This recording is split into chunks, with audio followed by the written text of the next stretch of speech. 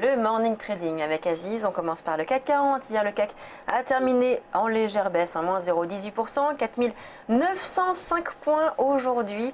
C'est une toute autre histoire, hein. On a la BCE en ligne de mire, donc les investisseurs, que vont-ils faire aujourd'hui? Ils vont surtout rien faire en attendant la BCE, donc l'annonce de la conférence de presse à 14h30.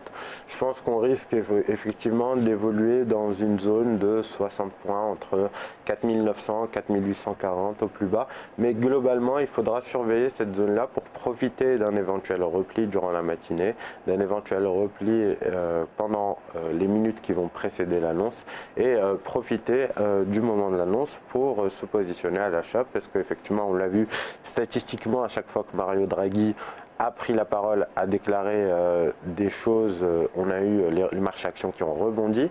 Statistiquement, c'est arrivé quasiment à chaque fois, et donc on va anticiper éventuellement un rebond du marché action à terme. Alors, je note néanmoins une petite digression, c'est que on a le marché qui a quand même pricé depuis longtemps. On a vu le mois d'octobre notamment où le CAC 40 a pris plus de 10%.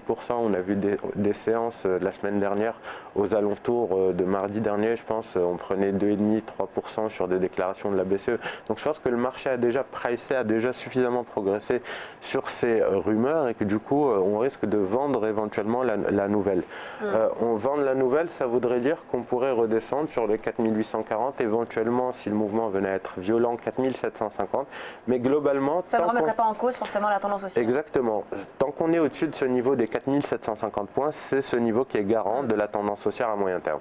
Donc, ce que je recommande, c'est de rester vraiment à l'affût des opportunités, profiter des accès de faiblesse pour se positionner à l'achat, et le niveau optimal sur lequel on pourrait se positionner, mais je ne suis pas encore sûr que le marché y retournera forcément, c'est les 4750 points. Un mot maintenant sur l'indice américain, le S&P, qui a fait une forte chute hier, moins 1,10%. Je rappelle qu'hier, on a eu la publication du livre beige de la Fed, qui laissait penser quand même que la Fed était plutôt optimiste sur l'économie et qu'on aurait un relèvement des taux en décembre. Pourquoi cette baisse alors si violente? Alors exactement, Lucie, c'est vrai qu'en général, le livre beige donne des indications sur les prochaines réunions de la Réserve fédérale et notamment celles qui auront lieu le 15 et 16 décembre. Alors là encore, le marché a quasiment anticipé le relèvement des taux de la part de Janet Yellen. Je ne vois plus aujourd'hui aucune raison de repousser ce relèvement-là. Cela dit, le relèvement se fera de manière progressive. On parle de 25 points de base. On parle d'éventuellement un peu plus durant l'année 2016, mais de manière vraiment progressive, rien d'agressif, ce qui devrait, donc on l'a vu d'un côté, profiter au dollar et profiter éventuellement, mais aux investisseurs qui sont positionnés sur le marché d'échange. Au niveau du marché américain, on l'a vu hier, sur ces nouvelles-là, le marché s'est replié. Alors là encore, rien d'inquiétant, le S&P est proche de ses sommets historiques vers les 2135 points.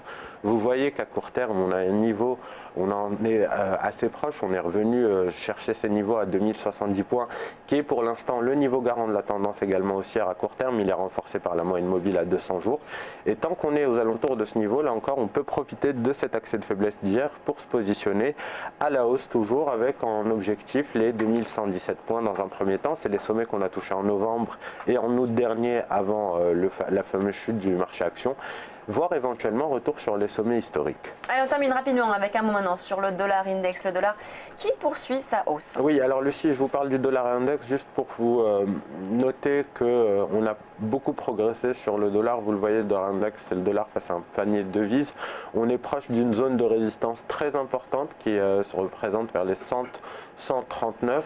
On en est très très proche et c'est pour ça que je vous parlais ce matin d'un éventuel rebond sur l'euro-dollar suite aux déclarations de la BCE, même si c'est un rebond éphémère et que c'est un rebond intraday. Vous le voyez, on est sous une zone de résistance et je pense qu'on risque d'avoir un petit retour, une petite respiration. Alors ça peut être vers les 99,34, ce qui voudrait dire que ça pourrait nous laisser un petit potentiel de rebond pour se positionner à la baisse sur l'euro-dollar. D'accord, donc là on aura sûrement un mouvement aussi suite à la réunion de la BCE. Ça va être le fameux déclencheur. On l'a vu à chaque fois, les investisseurs restent très attentistes, ils ne font pas grand chose durant la matinée qui précède la BCE. BCE, et à 14h30, on a des bougies de plus en plus importantes, de plus en plus grandes. Ça veut dire qu'on a beaucoup d'opérateurs sur le marché qui arrivent et qui se positionnent. La taille des contrats n'est pas la même également, donc on a des mouvements beaucoup plus brutaux à partir de déclaration de la conférence de presse.